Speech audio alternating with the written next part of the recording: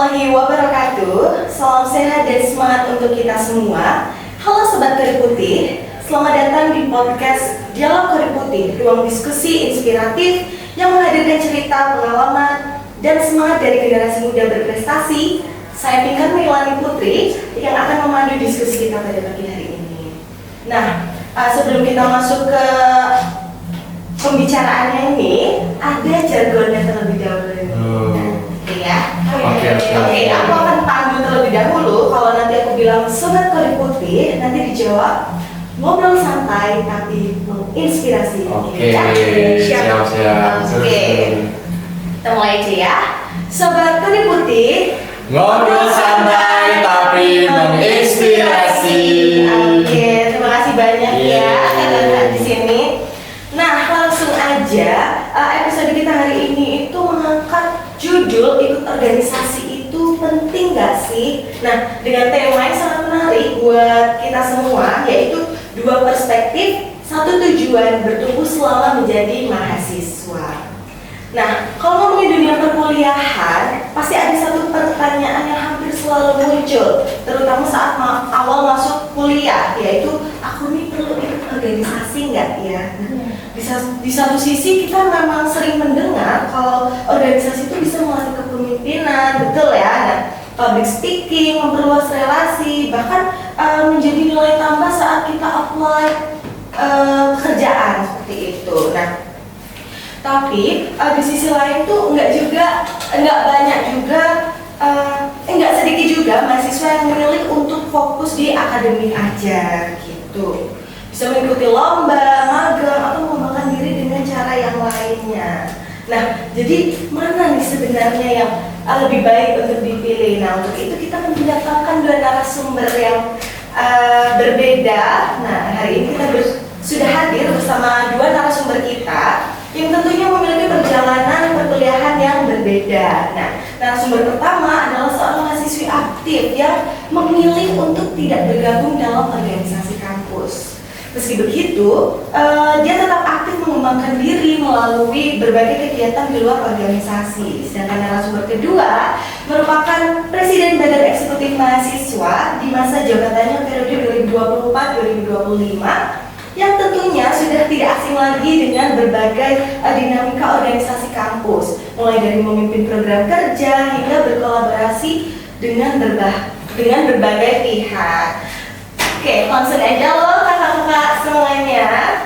Terima kasih ya sudah meluangkan waktunya untuk hadir untuk berbagi cerita di podcast kita hari ini.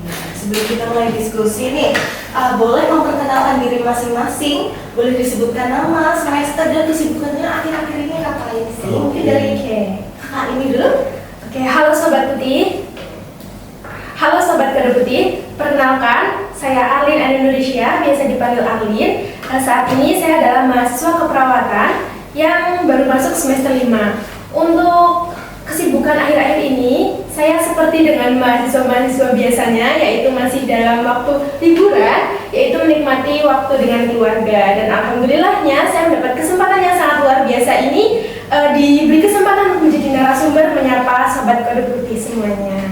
Oke, terima kasih banyak ya Kak Arlin. Jadi ini lagi libur semester ya, Iya. Ini apa namanya, gabung sama keluarga gitu ya. Oke, selanjutnya dari yang satunya. Oke, halo teman-teman Sobat Kode Putih semuanya. Perkenalkan, nama saya Raja Kumala Bintang. Saya mahasiswa keperawatan Magelang semester 8 ya. Saya udah tua di sini ya, mohon izin. Mungkin saya senior ini ya, tapi kita santai aja. Saya alhamdulillah di sini diundang sebagai narasumber dikarenakan saya sebagai pengalaman di organisasi Badan Eksekutif Mahasiswa di Politeknik Kementerian Semarang. Dan semoga kita nanti ini sharing sessionnya bisa sama-sama santai dan bisa mendapatkan apa yang teman-teman pertanyakan selama ini ya. Mungkin gitu Kang Moderator ya. Oke, terima kasih atas perkenalannya ya Kak. Nah, kalau kita lihat perjalanan setiap mahasiswa ini kan memang berbeda-beda ya. Ada yang memilih aktif berorganisasi sejak semester awal seperti Kak Raja, dan ada yang justru merasa berkembang melalui jalur lain. Nah, saya ini penasaran ya buat Kak Arlin yang memilih nggak ikut organisasi. Nah, apa yang menjadi alasan utama Kak Arlin akhirnya mengambil keputusan tersebut? Apa keputusan itu tuh sudah sejak awal kayak aku nggak mau ikut organisasi nih karena aku mau fokus ke akademiku aja kayak gitu, atau mungkin tiba-tiba aja kayak yaudah aku nggak ikut aja, aku pengen fokus sama kuliahku kayak gitu. Mungkin bisa dijelaskan Mbak? Oke, bagus banget ya pertanyaannya teman-teman. Pertanyaan juga to the point. Alasan utama saya mengapa tidak ikut organisasi pada saat kuliah di kampus, kalau utama banget nih, bisa dikatakan saya itu marem dan lelah. Mengapa marem? Karena sebelumnya pada jenjang SMP dan SMA saya sudah full organisasi Kak. Dari kelas 7 sampai kelas 9, dari kelas 10 sampai kelas 12 saya full organisasi.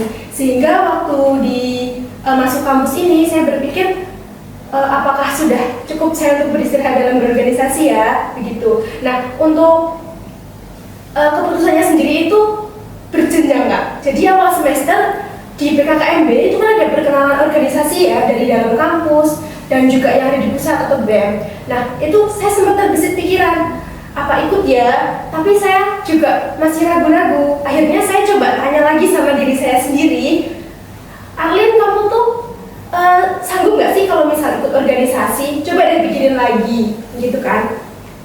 Nah, dari yang saya tanyakan lagi kepada diri saya mendapatkan cara bahwa oke, saya coba untuk semester 1 ini tidak ikut sama sekali karena saya mau coba adaptasi dulu gimana sih dunia perkuliahan ini. Akhirnya saya coba nih semester 1, semester 2 tanpa organisasi. Rencananya semester depannya mau ikut organisasi, tapi semakin berjalannya waktu, saya melihat teman-teman, saya merasakan perkuliahan itu seperti apa. Akhirnya saya memutuskan untuk tidak mengikuti organisasi dan mengembangkan kemampuan saya di bidang yang lain, begitu Kak. Oke, menarik banget nih alasan dari Kak Arlin ini nggak mengikuti organisasi karena sebenarnya udah full organisasi ya dulunya ya. Iya. Terus di kuliah ini ternyata Kak Arlin merasakan semester 1, semester 2 kok ternyata akhirnya memilih buat nggak ikut organisasi karena meyakinkan dari diri sendiri. Iya, gitu kan. betul. Nah, kalau dari Kak Raja nih bagaimana ceritanya hingga akhirnya memutuskan terjun ke organisasi? Apa yang membuat Kak Raja nih yakin bahwa organisasi ini tempat yang tepat untuk saya berkembang seperti itu? Oke, thank you banget Kak moderator itu dan Kak Arlin. Tadi marem gitu ya? Iya. Marem tuh udah ini apa namanya mantap, Puas. udah puas gitu ya, udah puas organisasi. Berarti dari SMP?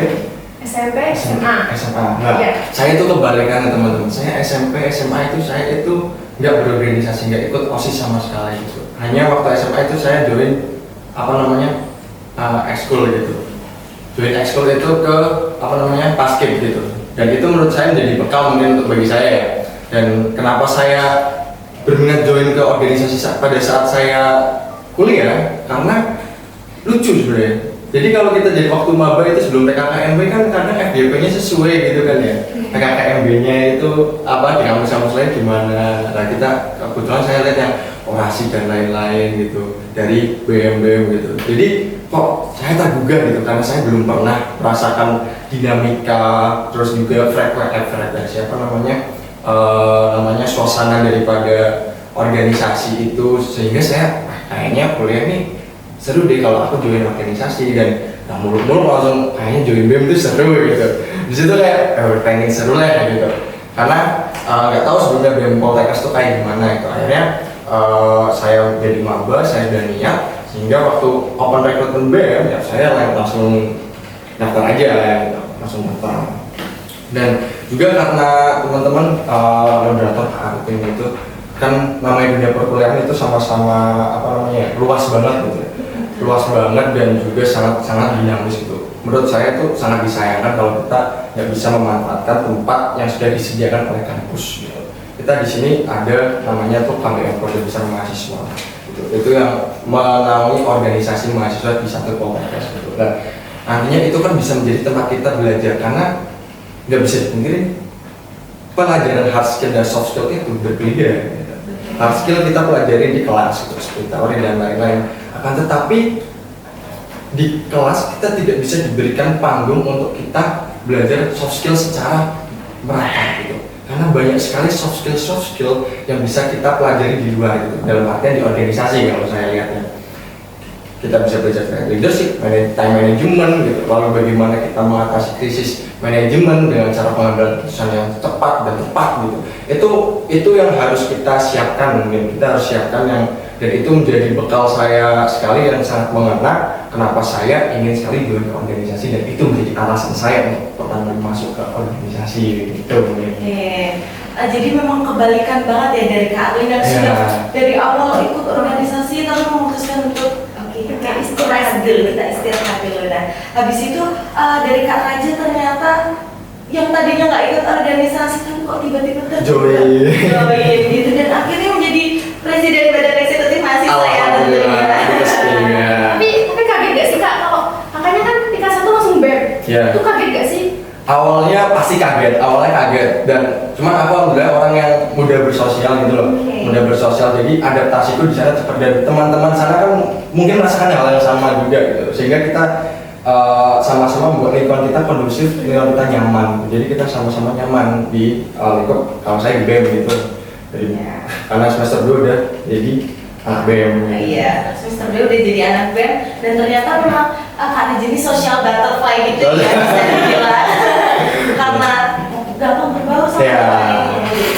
Ya seperti itu, keren banget. Berarti kalau melihat cerita dari kedua narasumber kita ini, ternyata keputusan mengikuti atau tidak mengikuti organisasi ini sama-sama didasarkan pada tujuannya ya, tujuan yang ingin kita capai. Nah, oke, kita masuk ke segmen yang kedua.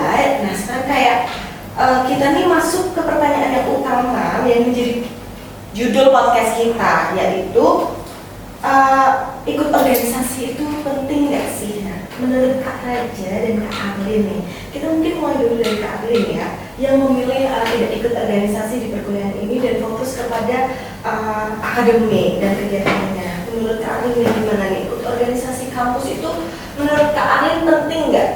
Oke, kalau menurut saya pribadi ya, organisasi itu penting, tapi tidak wajib. Pentingnya, seperti yang tadi Kak Raja bilang, bahwa di organisasi itu akan diajarkan sesuatu kemampuan yang tidak diajarkan di dalam teori dalam masa pembelajaran atau perkuliahan. Nah, tapi untuk tidak wajibnya, itu kembali pada diri mahasiswa masing-masing. Mengapa? Karena mahasiswa itu kan ada yang mampu, ada yang tidak. Tergantung tujuannya mereka ketika ingin ikut organisasi. Pastikan diri kalian mampu dan memahami apapun yang akan terjadi di depan, itu kalian harus menerimanya. Tapi kalau misalnya kalian tidak mengetahui dan tidak punya tujuan yang jelas, itu akan menjadi bumerang buat kalian. Oke, jadi ini penting nggak penting ya sebenarnya ya dari dulu. Penting nggak? Tetap penting, tapi tidak wajib di kampus. Secara terikat tidak begitu wajib. Nggak wajib, tapi tetap penting. Sunnah. Iya. Tergantung pilihan. Lagi-lagi balik pilihan kita sendiri ya. Tujuan kita. Nah, kalau menurut Kak Raja nih, gimana melihat pengalaman Kak Raja selama menjadi organisator ini gimana? Ya benar banget sama yang dibilang dari Arlin ya, bahwasanya organisasi ini memang balik ke goalsnya masing-masing gitu, dari individu masing-masing itu mereka tuh pertama memang harus mampu atau lahir ataupun batin itu sebenarnya satu gitu ya.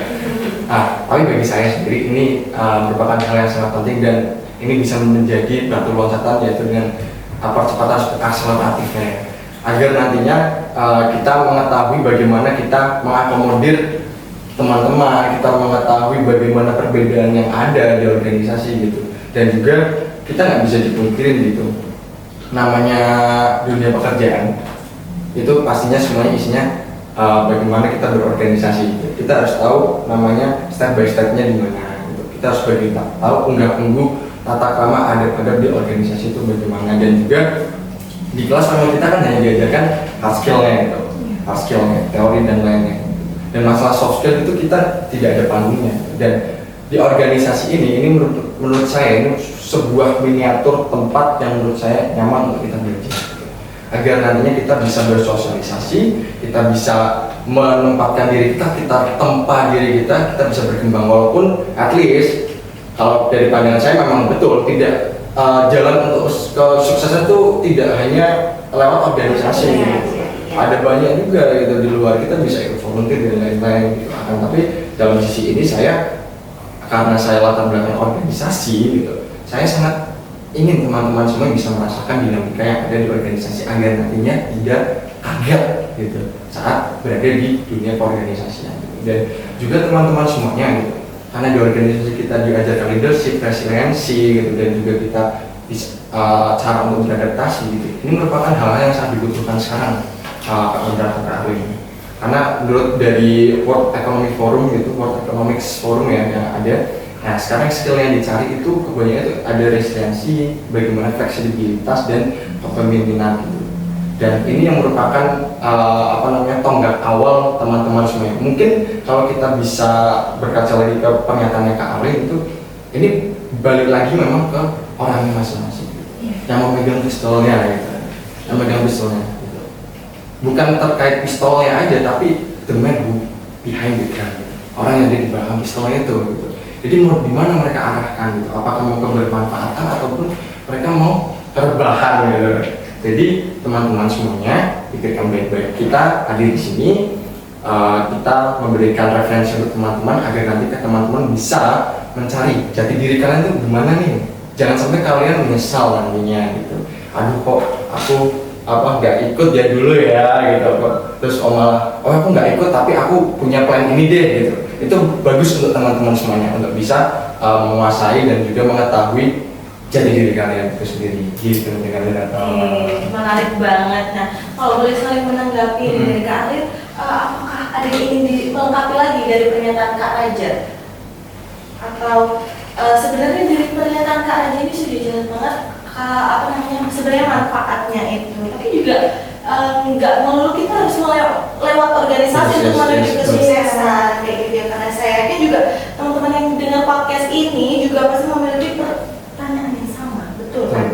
Kayak apakah organisasi sebuah kebutuhan atau sebenarnya hanya salah satu pilihan selama menjalani masa kuliah? Nah, kita lanjut aja ke segmen yang ketiga. Ini ada sedikit pernyataan ya ini ya. Oke, kita akan main mitos atau fakta. Oke. Kita masuk ke mitos atau fakta. Jadi Kak Raja dan Kak Arwin cukup menjawab mitos atau fakta ketika saya menyatakan pernyataannya. Nanti silahkan dijawab alasannya kenapa. Nanti kalian menjawabnya bareng gitu ya. Oke. Pernyataan yang pertama, kalau ikut organisasi pasti IPK-nya turun. Mitos atau fakta? 1, 2, 3. Fakta. Ternyata ada 2 jawaban ya ternyata. Oke, mungkin dari Kak Raja dulu nih yang bilang pas fakta ini ya. Ini fakta. Gimana nih Kak Raja? Ini kalau buat saya ya, Iya. ini fakta teman-teman semuanya. Karena waktu di semester 2 mungkin itu saya mengalami penurunan IPK di bawah 3,5, cuman nggak di bawah 3 ya, kita malu gitu. Nah itu yang merupakan kesadaran saya gitu. Karena mungkin kalau saya mengevaluasi diri saya waktu itu saya kaget gitu. Pasti kaget karena bebannya tiba-tiba perkuliahannya beda, kita beda dari sekolah SMA dengan keperkuliahan gitu. Dan juga waktu itu saya langsung join organisasi gitu, dan itu menjadi tempat saya untuk mengevaluasi diri. Cuman pertanyaannya kita kembalikan lagi gitu, apakah ini salah organisasi atau cara kita mengelola waktu gitu. Dan kita tahu gitu kalau bahwasanya organisasi ini kan memang simulasi kehidupan.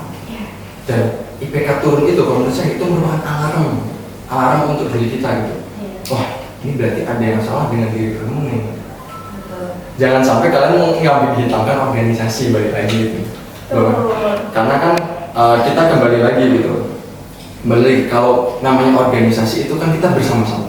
Organisasi itu milik bersama. Banyak orang di dalamnya. Tapi kalau akademik itu kan tanggung jawab kita pribadi. Dan sekarang pilihannya cuma 2 gitu. Kalau kalian teman-teman serius untuk berorganisasi gitu, pilihan cuma 2. Kalian bakal menyerah ketika mendapat alarm tersebut, atau kalian akan mengevaluasi diri dan belajar untuk memperhitungkan skala prioritas lainnya gitu. Dan kita tahu sekarang kalau kita lihat ke sini ke belakang yang baru-baru lulus banyak alumni demisioner daripada badan eksekutif mahasiswa itu yang cum laude dan lain-lain itu. Sehingga apa? kita mungkin ketika kita mengurus proyek besar di badan eksekutif mahasiswa, di organisasi, di KBM, IMA, DIMA, gitu, BM, DPM, UKM, KKM gitu, kita mungkin kehilangan, kalau bisa bilang ya, dari 3,8 IPK 3,8 turun menjadi 3,5 gitu.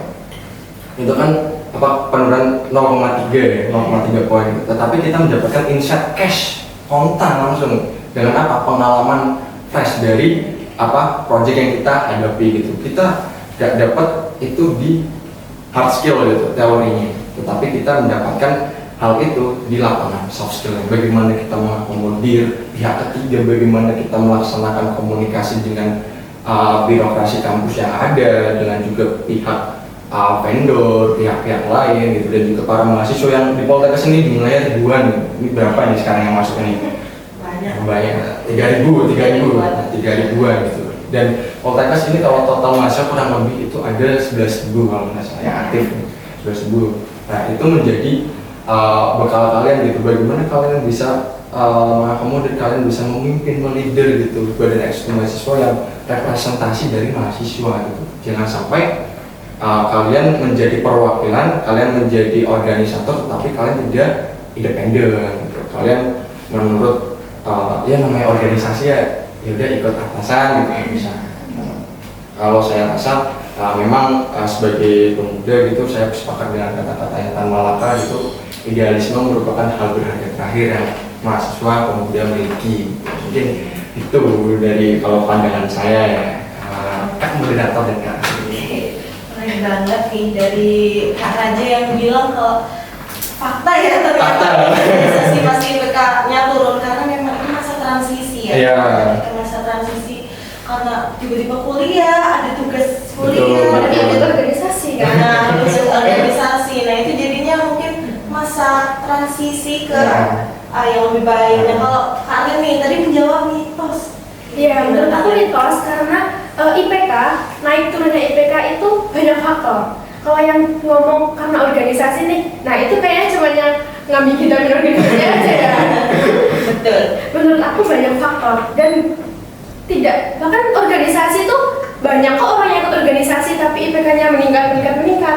Asal ya itu tadi, ketika kita dapat alarm IPK turun, tergantung copingnya kita mau bangkit atau mau ya udah gitu. Jadi IPK turun itu nggak mesti karena organisasi. Banyak kok yang misal kita nggak ikut organisasi, nggak ikut apa-apa itu IPK-nya bisa turun. Itu tergantung rajin, tekun. Betul aja. Betul banget. Itu tergantung diri kita sendiri ya gimana menyikapinya. Kalau kita boleh lanjut nih pernyataan kedua, mahasiswa kupu-kupu alias mahasiswa yang kuliah pulang pasti itu kurang berkembang. Mitos atau fakta? 1, 2, 3.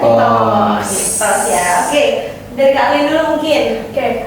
Kuliah pulang itu tergantung mahasiswanya lagi ya. Nah, kuliah pulangnya itu dia memanfaatkan waktu yang tidak biasanya dilakukan mahasiswa pura-pura itu untuk apa? Misal nih, dia kuliah langsung pulang, tapi dia malah tiduran, scroll TikTok, nonton drakor dan lain-lain, tidak memanfaatkan waktunya. Nah, itu tidak akan mengembangkan sih kemampuan mahasiswa. Tapi kalau kuliah pulangnya dia melakukan hal-hal yang positif seperti belajar, kemudian mengikuti kegiatan di luar seperti volunteer, kemudian ada organisasi di luar yang lain, dan bahkan ada yang part time untuk menambah uang saku, itu keren banget. Jadi belum pasti mahasiswa kuliah pulang kupu-kupu itu nggak berkembang, itu tidak pasti. Belum pasti ya, karena kuliah pulang itu nggak tahu ya kita pulang itu apakah melakukan kegiatan lain atau cuma diem diri di kos di rumah kayak gitu ya. Kalau dari Kak Anji sendiri gimana? Oke, aku sepakat ya. Nama mahasiswa kupu-kupu itu nggak bisa disamakan dengan mahasiswa pura-pura kuliah rapat gitu. Dan mahasiswa kupu-kupu kita harus tahu juga gitu. Dia itu punya background apa, dia punya planning atau enggak ke depannya gitu. Kalau misalnya dia punya planning gitu, oke aku nggak ada organisasi, saya kuliah pulang sesuai dengan tupoksi saya sebagai mahasiswa gitu. Kuliah pulang, tapi di rumah, di kos dia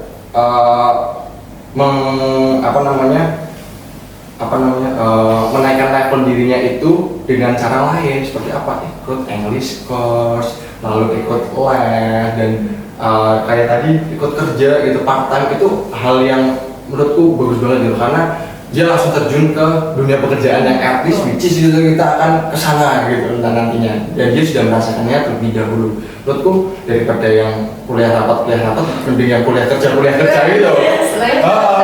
Benar dapat duit gitu. Kuliah rapat dimarahin atasan doang gitu gimana gitu. Kuliah rapat dimarahin mahasiswa gitu kan. Nah, gitu. Jadi teman-teman semuanya jangan sampai kalian itu pemikiran itu sempit gitu. Jangan sampai kalian hanya berkutat melihat dari satu sudut pandang itu sudut pandang lain. Coba kalau kalian lihatnya dari sini coba atau dari atas. Coba ya gitu. Jangan sampai kalian jadi mahasiswa Poltekkes itu pemikirannya sempit gitu. Jangan sampai. Nah, kita ini institusi besar ya. Kita institusi pertama nomor 1 ya.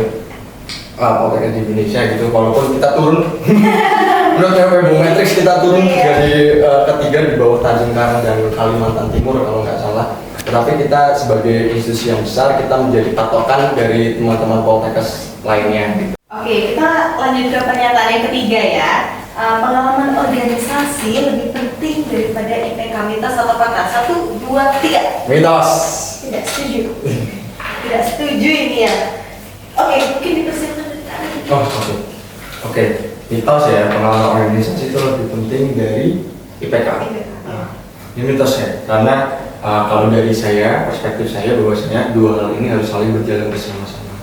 Kita analogikan IPK itu sebuah kunci untuk kita bisa membuka pintu ke wawancara, dan hasil dari organisasi, leadership dan lain itu dan soft skill itu yang kita sebut soft skill itu menjadi kunci kita untuk bertahan di wawancara tersebut. Dan bagaimana kita pembawaannya, bagaimana nantinya kita project kedepannya, tutur kata adab-adab kita dalam di wawancara itu nantinya itu bisa dipertahankan dan akhirnya kita bisa keterima kerja di sebuah korporasi ataupun sebuah perusahaan, sebuah tempat kerja yang kalian inginkan. Jadi dari teman-teman semuanya ini dua hal yang tidak bisa kita saling korbankan ya. Kita harus sama-sama imbangi kedua hal tersebut. Karena apa? Karena dalam analogi tadi mereka itu punya perannya masing-masing gitu. IPK itu untuk menunjukkan bahwasannya kalian itu pernah belajar, tapi soft skill itu membuktikan bahwa kalian ini tahu dalam berorganisasi, etika berorganisasi yang nanti itu akan yang selalu dipakai dan dilakukan saat kalian bekerja. Karena kita nggak bisa menutup kemungkinan bahwasanya di dunia pekerjaan kita itu selalu ada struktural kan gitu, baik di rumah sakit nantinya, nanti di perusahaan ada yang namanya kepala ruang lah, namanya manajer lah ya, kita nggak tahu gitu. Kalau kita nggak tahu masalah gitu. Tapi kalau kita tahu kalau kita tahu bagaimana kita berorganisasi, kita pasti bisa untuk memposisikan diri kita di mana gitu. Oh iya, saya pernah nih merasakan hal kayak gini gitu. Karena mau bagaimanapun teman-teman organisasi kita banyak tuntutan gitu. Udah terbiasa dengan pressure yang ada. Jadi nggak kaget ketika di pressure yang oh cuma segini deh, oh saya pernah deh kayak gitu. Mungkin gitu dari saya ya. Jadi pengalaman organisasi sama IPK ini harus sesuatu yang harus berjalan bersama-sama. Oke, kalau dari Kak Arlin tadi malah bilang tidak setuju ya. Mungkin bisa dijelaskan alasan. Karena saya sebenarnya bingung mau mengatakan ini mitos atau fakta, karena ya memang keduanya itu nggak bisa dipilih salah satu. Tapi kalau dari kacamata saya sebagai mahasiswa yang tidak berorganisasi, dan ya yang seperti kita tahu aja lah, mahasiswa itu yang kita tunggu-tunggu akhirnya tuh IPK, iya kan?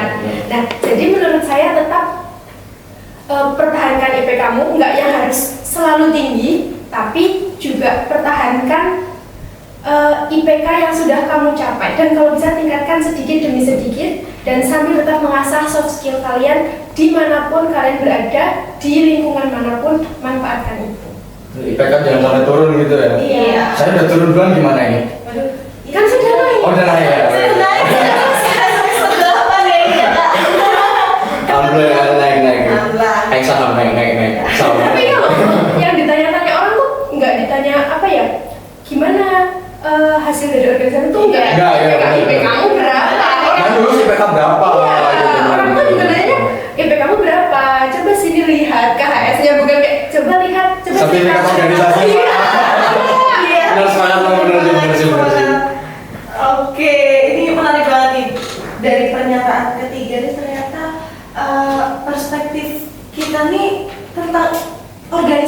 dan event itu memang harus berjalan bersama-sama, nggak bisa kalau jalan salah satu aja Betul. gitu ya. Oke, kita lanjut ke pernyataan yang keempat ya. Kalau ingin cepat mendapat pekerjaan setelah lulus, wajib punya pengalaman organisasi. Mitos atau fakta? 1, 2, 3. Nggak setuju. Sekarang dari Iya. ya, Kak Raja yang nggak setuju. Ya. Oke, dari Kak Raja dulu sama. Gimana? Kalau menurut aku mitos, kenapa? Karena ya keterima kerja atau kesuksesan seseorang itu banyak faktor, Iya. nggak cuma dari organisasi aja. Kalau misal ada 2 orang nih, dia organisasi tapi akademiknya 0, sama aja. Iya. Tapi kalau dia akademiknya oke, tapi nggak ada organisasi, nggak ada kemampuan soft skillnya, ya sama dengan 0. Jadi tetap organisasi bagus itu sebagai faktor pendukung dan akademik juga bagus itu sebagai faktor pendukung. Gitu. Jadi itu tidak menentukan kesuksesan. Betul, betul banget ya. Kalau dari Kak Raja nih gimana nih? Oke. Tidak setuju Tidak gitu ya. sepakat. Tidak sepakat. Nggak sepakat ya. Oke, boleh dijelaskan? Saya nggak sepakat. Pertama dari segi pemilihan frasa itu kan wajib gitu ya. Iya. Menurut saya wajib gitu karena saya kurang sepakat dengan kata wajib karena organisasi lebih ke membantu ya. Membantunya di bidang pekerjaan gitu. Karena gimana pun kita memang balik lagi tadi kita berkaca dari data World Economic Forum itu bahwasanya kita sekarang yang dibutuhkan adalah teman-teman yang bisa beradaptasi cepat, fleksibilitasnya tinggi dan juga punya mental leadership gitu. Dan ini linknya dengan data dari LinkedIn yang menyebutkan bahwasanya sekarang fresh graduate gitu yang saya baca. Iya. Fresh graduate itu banyak yang bagus secara teori tetapi gagap ketika mereka terjun ke lapangan gitu. Jadi mereka teori A, B, C, menurut ini bla bla bla, tapi kan secara konkretnya, realnya itu berbeda prakteknya ketika kalian turun ke lapangan. Sehingga apa teman-teman semuanya, kita harus balik lagi, dua hal itu linear, dua hal itu berkesinambungan dan imbang. Jangan sampai kalian jadi fresh graduate, apalagi fresh graduate poltekers ya, fresh graduate poltekers gitu, karena kita institusi yang dilihat banget gitu kalau kita bekerja di laman komunitas seperti di rumah sakit dan lain-lain. Lulusan mana kan poltekers? Jadi kalau pengalaman PKL gitu, kalau kita kan masih ada PKL ya. Kalau pengalaman PKL gitu, kamu lulusan mana gitu? Dari mana? Masih PKL dari mana gitu? Dari poltekers mana? Oh sudah bisa. Nah si itu kayak gitu, nurse di rumah sakit tuh kayak gitu kalau kita PKL. Di tempat praktik. Jadi jangan sampai kalian menurunkan mendowngrade nama poltekers gitu. Di samping nama poltekers kalian juga bawa nama diri kalian sendiri itu. Besarkanlah nama diri kalian dengan cara kalian sendiri gitu. Mungkin gitu. Oke, terima kasih banget nih dari Kak Raja. Ternyata jawabannya itu nggak sesederhana yang sering kita dengar ya. Yes. Nah, semua tuh kembali lagi pada bagaimana seseorang memanfaatkan kesempatan yang dimilikinya selama kuliah. Sepakat. Dan keduanya tentu benar-benar memang semua itu harus berkesinambungan karena proses untuk menuju ke apa yang kita capai seperti itu. Lanjut aja, kita ke segmen yang keempat nih, organisasi, pengembangan diri dan karir. Nah, kalau kita berbicara tentang masa depan, banyak perusahaan atau institusi yang mulai memperhatikan soft skill selain kemampuan akademik yang sudah disinggung sama Kak Raja tadi ya. Nah, menurut Kak Raja nih, kemampuan apa yang paling berkembang selama aktif di organisasi dan menurut Kak Raja sendiri yang paling berguna untuk di dunia kerja nanti apa? Oke, thank you. Ini keren ya. Kita ini bukan mitos fakta lagi ya. Iya. Fakta. Fakta gitu, Mbak. Jadi apa hal-hal yang sudah saya dapatkan dan mungkin nanti teman-teman bisa berkaca dari itu, ada beberapa. Yang pertama itu adanya karena saya di BEM dan alhamdulillah diberikan amanah gitu, pernah menjadi presiden BEM, itu merupakan sebuah pengalaman yang sangat-sangat terukir untuk diri saya sendiri gitu. Dan itu membuat saya bisa mengatakan leadership and crisis management dalam artian bagaimana cara kita memimpin dan bagaimana kita mengambil keputusan gitu. Karena memimpin itu nggak mudah. Iya. Memimpin itu menjadi leader itu nggak mudah. Pemimpin sama bos itu beda. Beda. Nah, bos cangcung-cangcung aja. Kalau pemimpin, Memimpin ikut aja gitu. Ayo gimana itu. Karena namanya kita di organisasi itu kan kita sama-sama mahasiswa soalnya. Kita sangat membutuhkan namanya tuh respect. Gimana caranya kita seorang leader gitu, kita harus respect dulu terhadap teman-teman kita yang kita bisa katakan anggota di badan eksekutif mahasiswa itu. Kita respect kepada mereka dan mereka akan secara auto respect. Jadi jangan kalian cari validasi. Join organisasi itu jangan cari validasi gitu. Kalian itu untuk apa namanya cari muka gitu. Enggak. Join organisasi itu untuk kalian ditempa, untuk kalian mencari apa namanya pengalaman sebanyak-banyaknya gitu, berkolaborasi dengan orang gitu. Dan juga ketika kita mengerjakan proyek-proyek besar gitu, kita kan pastinya banyak sekali seluk-beluk gitu, banyak sekali konflik yang ada gitu. Entah dari konsep A, konsep B yang nggak seimbang antara ketua dengan stafnya yang panitia yang tidak seimbang gitu. Ketua pengen gini tapi dari pandangan steering komite beda gitu. Pengennya beda gitu kan, tidak sesuai gitu. Nah itu yang sebenarnya harus kita sebagai leader itu konflik ini kita gerus gitu, agar kita bisa mewujudkan tempat, wahana ataupun wadah untuk organisasi itu bisa berkembang lebih pesat lagi dan nyaman dan berbahaya.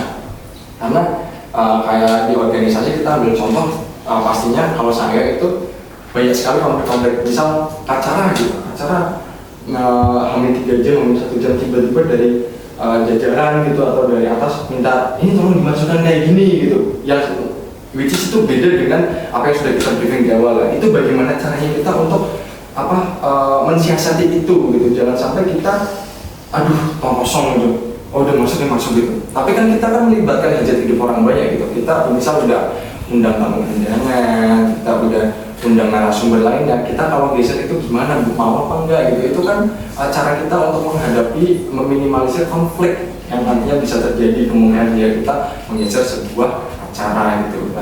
Lalu selanjutnya yang pastinya ini kalau kita di organisasi itu kita bakal mendapatkan networking dan juga skill communication kita bakal upgrade lagi gitu. Karena kita akan bertemu banyak sekali orang-orang yang berpengaruh gitu. Banyak orang-orang, misal ya kita bisa katakan kita bisa ketemu dengan direktur Poltekkes gitu. Itu udah menjadi jambalan kalau bagi saya gitu. Wadir gitu, ataupun nantinya teman-teman dari pihak eksternal gitu di luar kampus gitu, yang mereka itu sama-sama menggeluti bidang organisasi gitu, dan itu akan meningkatkan taraf diri kita kan kita upgrade secara sendiri. Kita melihat mereka kok cara ngomongnya tuh bagus gitu ya, mereka kok bisa pembawaannya itu tenang gitu, gimana ya caranya, kan kita pasti menganalisis gitu, kita pasti menganalisis bagaimana caranya aku bisa nggak ya kayak gitu. Dan itu akan menimbulkan belajar gitu, terlatih secara sendiri gitu, sehingga kita akan mengetahui memang halnya relasi dan juga birokrasi itu merupakan sebuah kemampuan individu yang nanti terasah sendiri di organisasi, dan itu akan menciptakan suasana yang interpersonal dan harus menumbuhkan empati. Karena bagaimana kita sebagai organisasi itu kita tidak bisa melepas harkat kita sebagai manusia gitu. Namanya manusia, apalagi orang Indonesia ya, apalagi orang Indonesia gitu, pasti mereka mereka pasti masih punya ketegasan yang bisa melembah mana yang bisa masuk ke lingkungan manusia gitu, menghidupi hajat hidup orang banyak, sehingga mereka itu tegas tetapi mereka tetap bisa merangkul. Intinya tidak teman-teman organisasi lainnya itu tidak sakit hati ketika kita misal saya sebagai leader itu saya minta tolong untuk kalian mengerjakan ini, kalian itu yang mengerjakan memang karena jobdesknya kalian gitu, tidak karena terpaksa gitu, karena tidak merasa disuruh nih sama raja nih, raja disuruh-suruh gitu. Mereka nggak rasa itu, sehingga teman-teman harus punya mindset bahwa sebenarnya saya join organisasi, saya berorganisasi itu bukan untuk cari nama aja gitu, tetapi kalian benar-benar di situ untuk upgrade diri kalian, untuk bisa mengetahui jati diri kalian itu bagaimana. Itu kalau dari saya benefit yang didapat gitu, lumayan sih buat bekal. Kalau misalnya ya kan kita nakes nih, Poltekkes, tentu saja insya Allah akan mulai bekerja dulu ke rumah sakit. Dan itu kan akan mendaftar ke rumah sakit sebagai tenaga kesehatan, perawat dan lain-lain profesi yang ada di Poltekkes. Nah, kalau untuk pengalaman organisasi, menurut Mas apakah di kita saat wawancara kerja kan kita juga melampirkan CV, di mana itu nanti isinya ada PK, kemudian sertifikat, itu kan juga jadi nilai plus. Dan pengalaman organisasi itu apakah akan ditanyakan sama wawancara saat akan mulai menjadi tenaga kesehatan? Pastinya ya, karena kan beberapa kali mengikuti pelatihan CV ya, itu pastinya pengalaman selama kita kuliah itu sangat-sangat penting gitu kalau kita lihat gitu dari teman-teman pelatihan sendiri gitu. Karena apa? Itu membuktikan bahwasanya kita sebagai mahasiswa itu aktif gitu.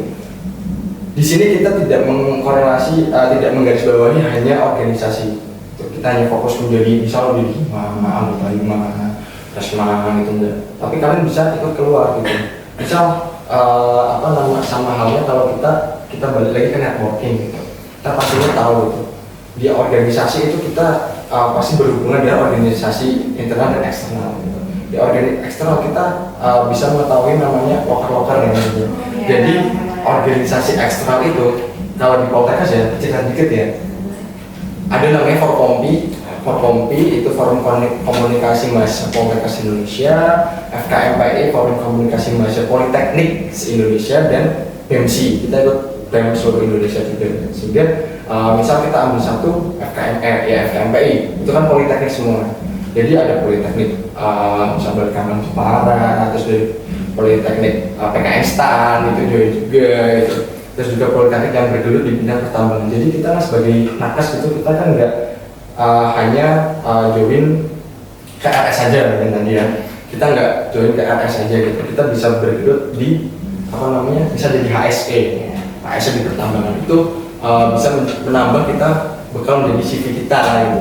Karena banyak sekali sekarang teman-teman yang ingin bergelut di bidang itu karena mereka nggak mau namanya sip-sipan gitu. Mereka mau sip-sipan di rumah sakit gitu. Sehingga kenapa kita perlu networking, karena gerbangnya itu dari sana.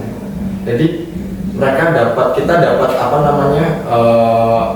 lowongan kerjaan, misal info pekerjaan gitu, itu bisa jadi dari teman-teman kita yang ada di FKMPI, organisasi eksternal gitu. Dan balik lagi ke CV itu kan nanti bisa nambah CV, dan kalian tinggal fokus aja kalian goalsnya tuh mau kemana gitu. Kalau tadi pertanyaan terkait CV gitu, CV itu penting itu atau enggak, ya sangat penting gitu untuk kita. Ternyata dia melewati banyak kegiatan nih, nggak hanya ikut organisasi tapi dia ikut pelatihan Excel lah, pelatihan CV tadi, dan juga ikut volunteer. Itu yang nanti kan menambah nilai plus, karena nanti dari HR ini tuh ini orang udah biasa nih menghadapi orang banyak terlihat gitu. Dan misal dia join BEM udah biasa terlihat gitu. Menghadapi jadi hidup orang banyak gitu, nyambung lidah rakyat, nyambung lidah mahasiswa gitu, ataupun volunteer gitu. Volunteer seperti volunteer yang baru-baru ini yang kayak keluar pulau itu tuh, Raja Ampat, itu beasiswanya itu kan sama-sama itu, bahkan dari pulau-pulau lain gitu, orang-orang dari lain jadi satu kumpul ikut volunteer itu, mereka fokus ke satu tempat gitu untuk mereka mengimplementasikan ilmu mereka di tempat tersebut gitu. Sehingga bagaimanapun kita CV itu sangat penting, dan kalian jika ingin CV pasti pertama itu dilihat itu CV gitu, bagus gitu, sehingga itu menjadi bekal kalian untuk membuka lowongan atau membuka kesempatan kerja, atau kesempatan malah saya pengen malah buka pekerjaan gitu ya, buka pekerjaan bisa menghidupi orang banyak gitu, menjadi manfaat gitu, agar nantinya kita menjadi orang yang bermanfaat gitu. Jawaban dari Kak aja. Kalau dari Kak Aklin nih, gimana cara Kak Aklin sebagai mahasiswa yang nggak mengikuti organisasi, gimana cara Kak Aklin untuk mengembangkan kemampuan diri Kak Aklin ini selama kuliah, gimana? Oke, kalau untuk dalam dunia perkuliahan sendiri, kayak dalam pembelajaran yang tentu aja belajar dan mengerjakan tugas tepat waktu. Kalau bisa kerjakan jauh-jauh sebelum deadline, karena SKS itu tidak enak. Semalam ya. Iya, itu kayak siapa ya yang Candi Prambanan itu? Ini Bandung Bondowoso, betul. Nah, kemudian untuk cara mengembangkan diri saya walaupun tidak mengikuti organisasi internal kampus yang terikat, saya mengikuti beberapa kegiatan yang diadakan sama organisasi kampus itu. Jadi enggak ikut organisasi itu, tapi ikut pengabdian masyarakat yang diadakan sama organisasi dari kampus. Kayak kemarin ada si Cantik, kemudian kemarin sempat jadi relawan di Puskesmas Candiroto, dan kemarin banget lah ini aku mendapatkan pengalaman yang sangat berharga buat jadi relawan, membantu penelitian untuk tesisnya anak UGM. nggak cuma kita dapat dari organisasi, tapi bisa dari organisasi itu ternyata ada program kerja yang memungkinkan buat anak-anak yang tidak kayak mahasiswa-mahasiswa yang nggak ikut organisasi supaya bisa mengasah kemampuannya nggak cuma ikut organisasi itu.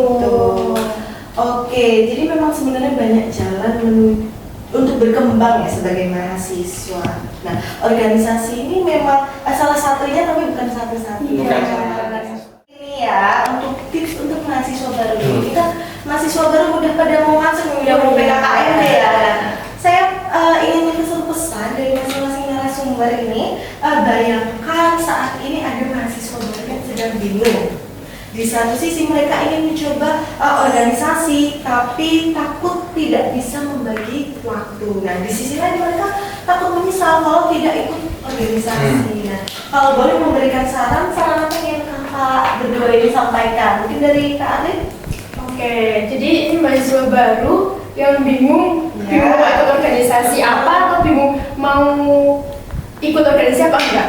Dia bingung pengen ikut organisasi apa enggak karena dia takut nggak bisa membagi waktu, sama di sisi lain juga dia takut aku takut nyesel deh kalau aku nggak ikut organisasi gitu.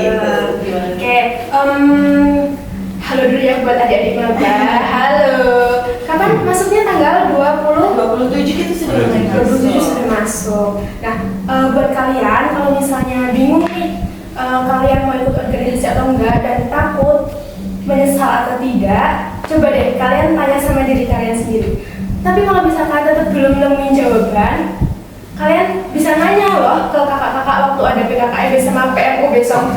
PMO kan kalian bisa nanya apapun yang pengen kalian tahu. Tapi kalau tetap masih belum dapat jawaban dan masih ragu, itu kalian aku saranin kalian jalanin dulu 1 semester, 2 semester tanpa ikut organisasi. Nanti sambil jalan, kalian melihat teman kalian, lihat event yang dijalanin oleh organisasi, merasakan dunia perkuliahan itu seperti apa, nanti akan kalian temukan jawabannya. Oke, menarik banget nih. Kalau dari Kak Raja nih gimana nih? Kan buat maba ya. Halo Dede. Dede Poltekkes ini. Dede Poltekkes. Apa ya sebetulnya? Besti Askar. Askara ya, Besti Askara Semar ya. Nah, jadi buat BSK ya, penonton BSK dan penonton Kode Putih, sobat Kode Putih semuanya, takut itu wajar ya memang. Takut itu hal yang sangat wajar. Tapi bagaimana kita bisa mengolah ketakutan tersebut? Kalau saya ini ada dua syarat untuk kalian. Kalian mau pilih aja, silakan. Ada regret of omission dan regret of commission. Kalian mau menyesal regret of omission itu menyesal karena tidak mencoba sama sekali, atau kalian mau regret of commission menyesal karena sudah mencoba tapi gagal. Jadi kalian bisa evaluasi dan dengan embel-embel mahasiswa dan kita di sini juga sama-sama belajar. Jangan sampai kalian takut untuk gagal, karena gagal itu adalah guru terbaik kalian untuk upgrade diri kalian sendiri gitu. Sehingga kalianlah yang nanti penentunya. Benar kata Kak Arin, kalian yang menentukan sendiri bagaimana kalian nanti untuk menentukan arah gerak kalian, join atau enggak ya gitu.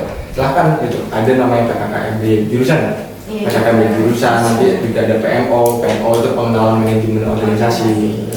Jadi kalian di situ nanti dipaparkan organisasi apa aja yang ada di Poltekkes Semarang gitu, dan juga apa organisasi yang yang diikuti di luar Poltekkes Semarang gitu. Jadi kalian bisa benar-benar mengkritisi dulu dari sekarang. Siapa pertanyaan buat besok? Jadi besok pematerian PMO hati-hati ini. Nah, jadi buat mahasiswa baru ya, ini yuk siap-siap untuk siapkan pertanyaan buat besok PKKMB ataupun PMO nih. Kita udah spill sedikit kalau akan ada PMO. Nah, nanti bisa ditanyain ke kakak-kakaknya gitu, bener ya Kak? Siap.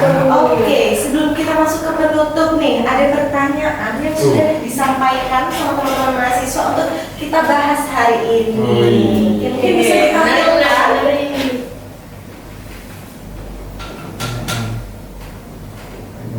Susah nggak nih? Oke, Apa nih? pertanyaan pertama langsung aja nih. Apakah ada keterampilan yang hanya bisa diperoleh melalui organisasi atau sebenarnya bisa didapatkan dari kegiatan lain di luar kampus? Ini berarti gak? Saya. Soalnya siapa aja yang mau menjawab? Oke, ntar minta PO punya Arlin ya. Jadi apakah ada keterampilan yang hanya bisa diperoleh melalui organisasi atau sebenarnya bisa didapatkan dari kegiatan lain di luar kampus? Oke, jadi siapa yang tanya? Oh, anonim ya? Anonim. Oke, jadi animus. Jadi yang bertanya itu bahwasanya memang semuanya itu ada di luar, nggak hanya ada di organisasi, tetapi kalian ya itu harus mencari sendiri, gitu. harus aktif, bisa mencari peluang-peluang mana aja yang bisa mengupgrade diri kalian sendiri. Jika kalian ingin fokus ya, kalau namanya organisasi itu kan sudah disiapkan semua. Jadi di situ kita nanti bisa masuk wadah lah istilahnya, tinggal kita masuk, nanti kita kita berkembang di situ dengan cara kita masing-masing, kita berkolaborasi bagaimana caranya mewujudkan wadah ini itu menjadi wadah yang nyaman gitu. Jangan sampai kalian masuk tuh hanya untuk guliran aja, hanya untuk cari-cari nama aja gitu. Jadi pada intinya semuanya ini tidak hanya ada di organisasi, di luar organisasi itu banyak sekali kalian bisa korek-korek, cari-carilah kalian benar. Tapi ingat, kalian harus benar-benar pintar memfilter sebut, jangan sampai itu merugikan diri kalian sendiri. Gitu kalau dari aku. Kalau dari Alin? Kalau dari aku untuk keterampilan itu bisa dapat dari mana aja. Sama dengan yang Mas Kasya bilang bahwa guru yang terbaik itu adalah pengalaman, dan pengalaman itu nggak cuma dari organisasi di dalam kampus aja, tapi juga dari luar. Oke, mungkin sudah terjawab. Boleh next pertanyaan yang Semoga selanjutnya. terjawab ya. Iya. Anonimus. Oke, buat Buat kakak yang ikut organisasi, pengaruh nggak sih kalau kita tuh punya pacar saat kita berorganisasi? Aduh, ini pertanyaannya menarik banget ini. Ayo mungkin bisa dijawab. Berarti dari Kak Raja. langsung deh. Langsung nih. Masih kalau kita punya yang ikut organisasi ini. Oke, mungkin dari POV Kak Raja gimana nih? pengaruh banget. Tapi kita patut kita garis bawahi juga bahwasanya itu kan hubungan ya, hubungan dua orang itu, dan teman-teman semuanya pasti tahu namanya hubungan, dan kita berorganisasi bekerja itu namanya ada asas profesionalisme gitu. Kalian tuh bagaimana caranya kalian bisa berkompromi dengan pasangan kalian bisa berorganisasi pasangan kalian enggak gitu. Kalian bagaimana caranya kalian tuh kasih tahu ke pacar kalian, ini loh aku join organisasi untuk aku berkembang, aku nanti kayak gini menurutmu gimana gitu. Kita libatkan pacar kita untuk bisa dalam artian itu memberikan pandangan mereka, oh ya aku support kok gitu, itu kan nanti enak gitu. Iya, sayang kamu lagi ngapain gitu, ya ini aku lagi orasi misalnya. Aku lagi orasi gitu, misalnya gitu kan gitu, ini fotoku gitu, keren nggak? Keren banget sayangnya aku kan.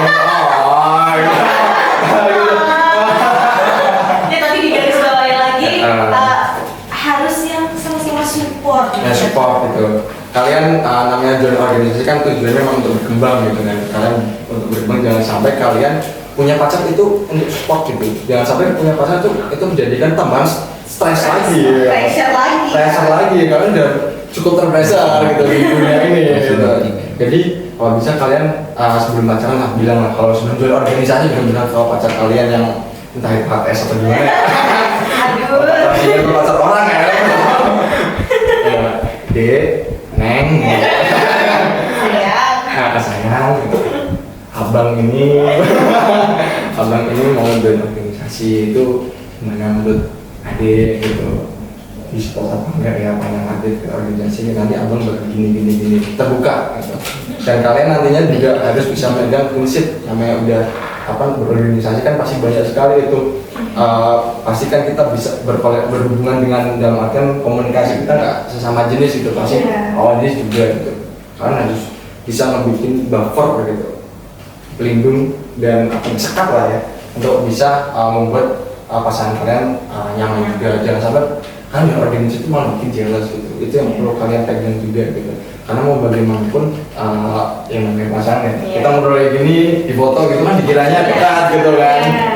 Nah, balik lagi ke faktor gitu. Jangan sampai kalian itu miskomunikasi gitu. Padahal ini lagi ketua ini wakilnya gitu, lagi omong-omongan kok malah dekat dikiranya gitu. Itu yang teman-teman harus waspadai, dan teman-teman harus bisa berkomunikasi dengan baik. Organisator komunikasinya harus baik gitu. Dan dibuktikan dengan fakta gitu. Nah, sampai kalian dengan embel-embel organisasi malah menjadi tempat untuk nyuwun sewu ya, perselingkuhan dan lain-lain itu. Iya. No ya. Nggak boleh ya teman-teman semuanya. Jadi kalian kalau misalnya itu berpengaruh untuk semangat kalian gitu, dan bisa berpengaruh ke dalam artian itu penurunan kualitas kalian juga, Iya. tergantung bagaimana kalian berkomunikasi dengan pasangan gitu. Ini ilmu. Itu dari kalian ada nggak tambahan dari kalian? Kan kalian juga nggak ikut organisasi, tapi ikut di luar. Iya. Iya. Ada pandangan lain nggak? Kalau menurut aku itu berpengaruh ya, karena namanya pacar itu kan orang baru yang datang ke kehidupan kita, dimana berpacaran itu kan ada dua orang yang sifatnya, karakternya berbeda yang bertemu. Orang yang udah jodoh, udah nikah itu tetap ada konflik apalagi Betul, pacaran. betul. Jadi kayak ya copingnya dan saling kepengertiannya mereka aja gimana, saling supportnya gimana, saling menjelaskan dan komunikasinya tadi yang berbeda sama Mas Ran. Oke, ini ada pertanyaan lagi. Oh, ada lagi. Ada nih kayaknya. Oh ada. Apakah dalam organisasi yang katanya kita dapat menjalani seperti kehidupan di dunia kerja itu betul? Coba apa saja? Oke. Ini menarik ya. Oh iya. Ini menarik ya. Kalian udah langsung berkaca ke Iya. pekerjaan gitu. Benefitnya apa sih gitu dan organisasi buat dunia kerja gitu. Bener banget. Organisasi itu kalian bukan secara langsung ya. Secara langsung kalian merasakan gitu. Tetapi kalian bisa mengetahui gitu loh. Oh nantinya aku di dunia kerja tuh kurang lebih tuh kayak gini gitu. Kurang lebih tuh aku merasakan namanya hubungan dengan pihak eksternal, dengan orang lain, dengan birokrasi yang ada, bagaimana caranya saya memposisikan diri, bagaimana caranya saya menyampaikan aspirasi, saran, kritik, dan masukan, karena itu ada caranya semuanya teman-teman semuanya. Jadi jangan sampai kalian bertindak semena-mena karena kita negara demokrasi gitu, kalian bebas gitu melakukan apa saja, kan juga harus punya perhitungan gitu. Gimana sih taktiknya biar aspirasi ini goal gitu? Gimana sih taktiknya biar kritik ini bisa membangun gitu, sehingga teman-teman semuanya nantinya diperhitungkan ketika kalian di dunia kerja gitu. Jangan sampai kalian masuk dunia kerja ya masuk kerja pulang gitu, kalian tidak bisa memberikan sebuah perubahan gitu, tidak bisa memberikan ide yang besar gitu pada terutama kepada diri kalian sendiri gitu, ke diri kalian dan juga ke dunia kerja kalian gitu. Sehingga ya balik lagi asas kebermanfaatan gitu. Kalian tuh kan manusia itu pastinya yang kita cari-cari, kita tuh pengen bermanfaat untuk orang lain tuh. Jadi jangan sampai kalian patah semangat. Ada tambahan dari kalian? Betul banget sih, kalau organisasi itu mencerminkan dunia kerja, karena organisasi itu kan juga pasti ada prokernya ya, broker atau event yang akan dijalankan. Sama juga kayak di dunia kerja, kita pasti kayak punya tujuan, punya acara yang akan kita laksanakan. Nah, untuk cara-caranya melaksanakan program kerja itu kan ada langkah-langkahnya ya, betul kan? Kayak dari proposal dan lain-lain. Nah, itu mulai dipelajari dari organisasi. Ada prosedurnya. Iya, ada prosedurnya, enggak ujuk-ujuk ada acara kan enggak gitu. Oke, apakah ada Gitu. pertanyaan lagi? Ada. Oh, ada. Pasti. Kan banyak yang tanya nih. Iya ternyata. 500 ada. Oke, menurut kalian, apakah budaya kampus saat ini tanpa sadar lebih menghargai mahasiswa yang aktif organisasi dibanding yang berprestasi lewat jalur lain? Enggak dong. Enggak ya.